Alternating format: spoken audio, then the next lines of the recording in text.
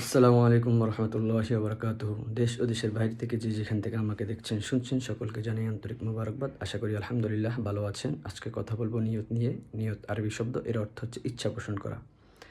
নিয়ত সম্পর্কে হাদিস শরীফে আছে যে ইন্নামাল আমালু বিন্নিয়াত ওয়া ইন্নামা লিইমরিইম মা নাওয়া ফামান কানাত হিজরাতুহু ইলাল্লাহি ওয়া রাসূলিহি ফাহিজরাতুহু ইলাল্লাহি ওয়া রাসূলিহি ওয়া মান কানাত হিজরাতুহু ইলা দুনিয়া ইউসিবুহা আও ইমরাআতিন ইয়াতাযাওয়াজুহা ফাহিজরাতুহু ইলা মা হাজারা ইলাইহি।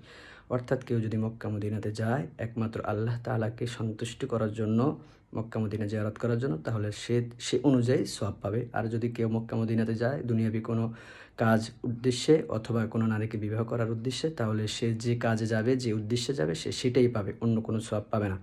এই কথাগুলো বলার উদ্দেশ্য হচ্ছে দুনিয়াতে অনেকেই সমাজের অনেক ভালো কাজ করে থাকে, কিন্তু তার ইচ্ছা হচ্ছে যে মানুষ তাকে সমাজসেবক বলবে। অনেক গরিব দুঃখীকে অনেকে সাহায্য করে থাকে, তার ইচ্ছা হচ্ছে মানুষ তাকে দানবীর বলবে। যদি আপনি সমাজসেবক শোনার অর্থে অথবা দানবীর শোনার অর্থে আপনি সহযোগিতা করে থাকেন আর সেটা আপনি শুনে ফেলেছেন, তাহলে আপনি পরকালে কোনো সওয়াব পাবেন না। তো কথাগুলো এই জন্য বলতেছি, আলহামদুলিল্লাহ অনেককে আল্লাহ তাআলা অনেক তৌফিক দিয়েছেন অনেক ভালো কাজ করার জন্য।